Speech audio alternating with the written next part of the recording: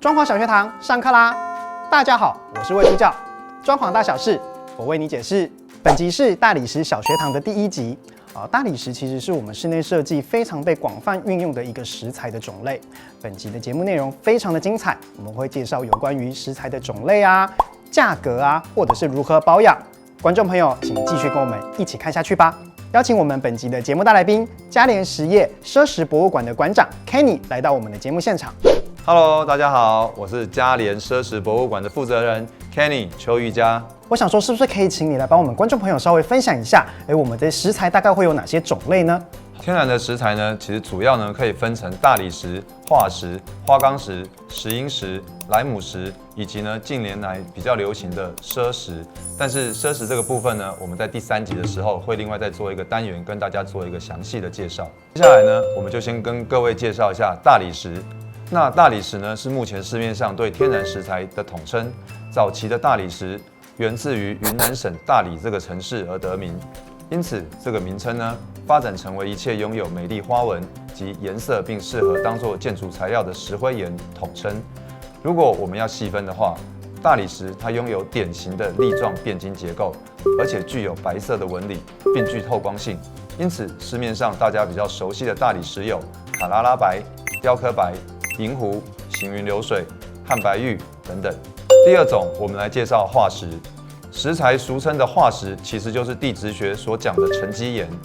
顾名思义，风化的岩石颗粒经过大气、水流到一定的地点沉积下来，受到高压的沉岩作用，逐渐形成岩石。沉积岩它保留了许多地球的历史讯息，包括古代动植物的化石，以及地球气候环境变化的信息。大家比较熟悉的化石品项有蒂诺化石、云顶灰、安哥拉珍珠、冻石以及灰网石。那第3种，我们来介绍花岗石。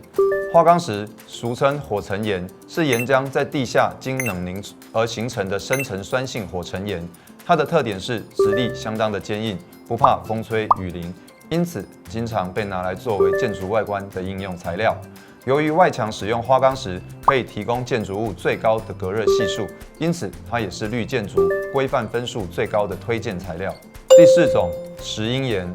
石英岩是石英含量呢大于85% 的一种变质岩，一般是由砂岩或其他细质岩石经过区域变质作用重结晶而形成的。它的质地紧密扎实，含有长石、角闪石、灰石、绢云母，形成丰富鲜艳的颜色，硬度极高，如君临天下、银彩石英岩。接下来我们要介绍莱姆石。莱姆石属于天然石灰岩，由几亿年前海底下的岩穴、贝壳、珊瑚及其他海洋生物冲击、融合，又历经长期的地壳碰撞、挤压，最终形成有灰色、灰白色、灰黑色、黄色、浅红、褐红等颜色。莱姆石还享有另一个高贵的名字，叫做生命之石。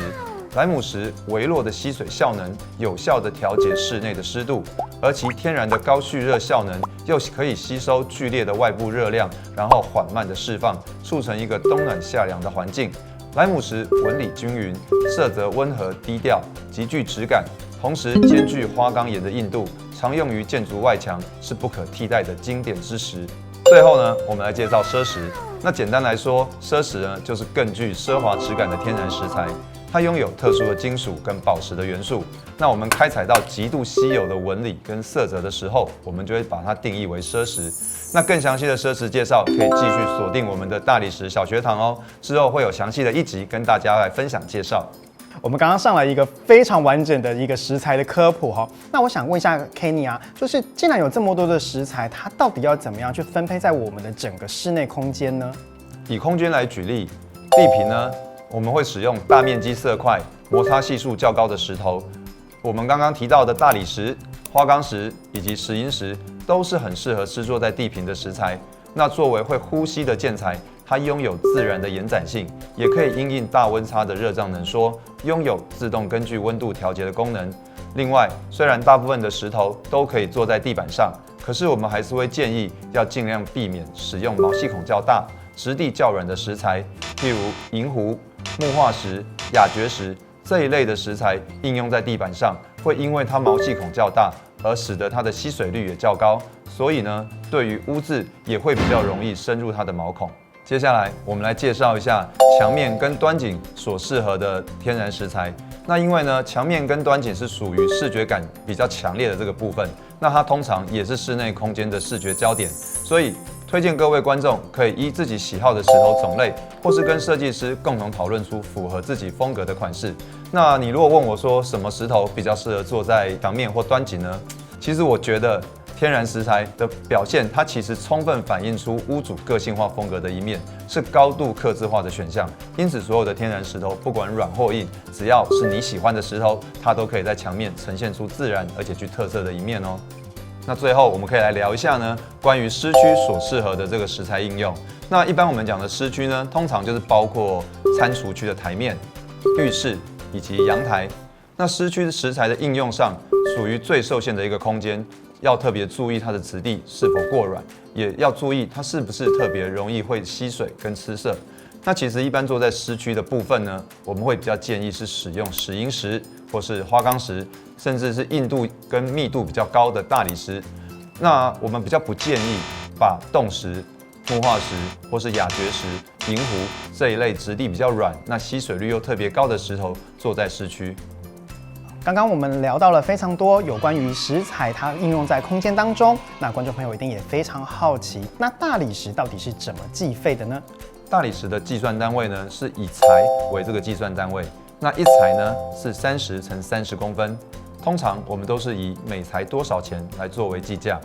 再来是每片大理石都是不同的尺寸，毕竟天然切割下来的石头也会有大有小嘛。所以想稍微抓一下石材预算的观众们，可以先预先的设想一下你要铺设的空间，并测量实际的尺寸。那在这边我也给大家提供一个最方便参考的依据。如果你要铺在我们的地坪上面，那我们室内的地坪呢，一坪就等于是36材。接下来讲完计价方式之后，我们就要来谈谈大理石的价格喽。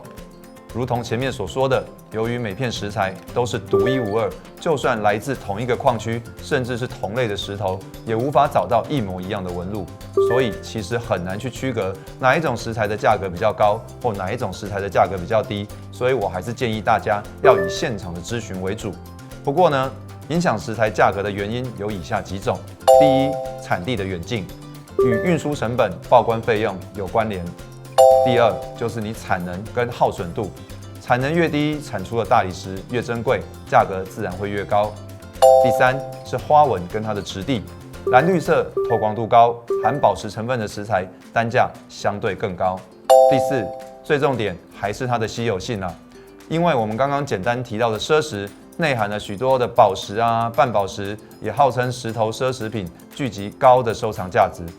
而砗石的珍贵之处，之后我们会再做一集跟大家来做分享。聊完了能够适用的空间以及价格，我想观众朋友一定有非常好奇，那如果今天拥有了一块石材，我应该要怎么样去清洁、整理或者是保养呢？在这边也告诉大家一个小概念，无论是哪种石材，都建议使用中性的清洁剂去处理。市面上也有大理石专用的清洁剂，也会让你的保养清洁流程更便利哦。使用上呢，对于一些质地较软的石材，如上述提到的木化石、亚蕨石、银湖，请切记注意，不要因为碰撞而造成表面的伤害。最后来到保养的程序，业界有许多石材美容的厂商，他们的服务内容呢，大致上有无缝美容、抛光增亮、研磨处理、破洞的修补。有兴趣及需要的各位，也能来找专业的石材美容业者来协助你们做石材美容的处理哦。本集的节目非常的精彩，我们其实第一时间掌握了石材的种类啊，以及你的一些价格，或者是你要怎么样保养。第二集呢，我们要讨论的事情是如何来挑选大理石。今天也非常谢谢 Kenny 来到我们的节目哦，谢谢大家，拜拜，我们下集见喽。那对天然石材有任何的问题，都欢迎可以在我们的下方留言哦。那另外喜欢我们这一集节目的朋友们，麻烦要帮我们按赞、订阅以及开启小铃铛，拜拜。